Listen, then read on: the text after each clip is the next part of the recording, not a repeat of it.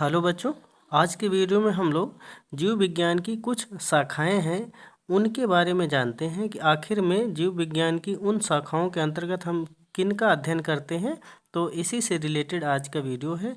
चलिए देखते हैं सीरियल से जीव विज्ञान की कुछ शाखाएं। जैसे कि यहाँ पर सबसे पहले दिया गया है एपीकल्चर। मोस्ट इम्पॉर्टेंट है बच्चों कि एपीकल्चर क्या है, अर्थात इस शाखा के अंतर्गत हम किस चीज़ का अध्ययन करते हैं। तो मधुमक्खी पालन का अध्ययन किया जाता है।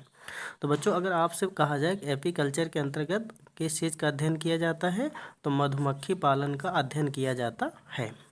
इसके बाद में सेरीकल्चर, ये भी मोस्ट इम्पॉर्टेंट है। तो सेरीकल्चर के अंतर्गत रेशम कीट पालन का अध्ययन किया जाता है। ठीक है।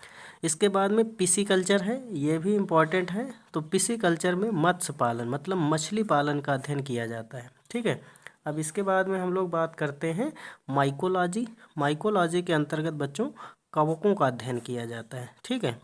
इसके बाद में फाइकोलॉजी, तो फाइकोलॉजी के अंतर्गत शैवालों का अध्ययन किया जाता है। ठीक। और इसके बाद में है एंथोलॉजी। तो एंथोलॉजी में आप पुष्पों का अध्ययन कर सकते हैं। ठीक है। यानी कि एंथोलॉजी में पुष्पों का अध्ययन किया जाता है। और इसके बाद में है पोमोलॉजी। तो पोमोलॉजी में फलों का अध्ययन किया जाता है। इसके बाद में है ऑर्निथोलॉजी। ऑर्निथोलॉजी में पक्षियों का अध्ययन किया जाता है। ठीक है। और इसके बाद में है इक्थियोलॉजी। तो इक्थियोलॉजी में मछलियों का अध्ययन किया जाता है।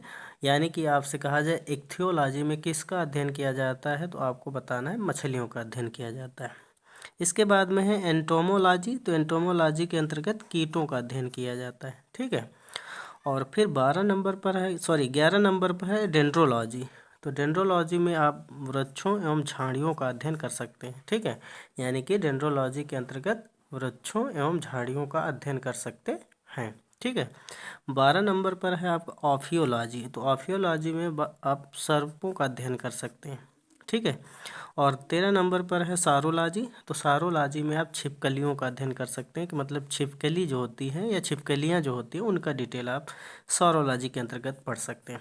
और लास्ट में है सिल्वीकल्चर। तो बच्चों सिल्वीकल्चर में आप काष्ठी पेड़ों का अध्ययन कर सकते हैं।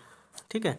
यानी कि सिल्वीकल्चर में आप काष्ठी पेड़ों का अध्ययन कर सकते हैं। मोस्ट इम्पॉर्टेंट ये सब बायोलॉजी के ब्रांच हैं जिनमें आप किन का क्या अध्ययन है या किन का डिटेल आपको मिलेगा इसके बारे में जान सकते हैं। तो आज के वीडियो में बस इतना ही। Thank you.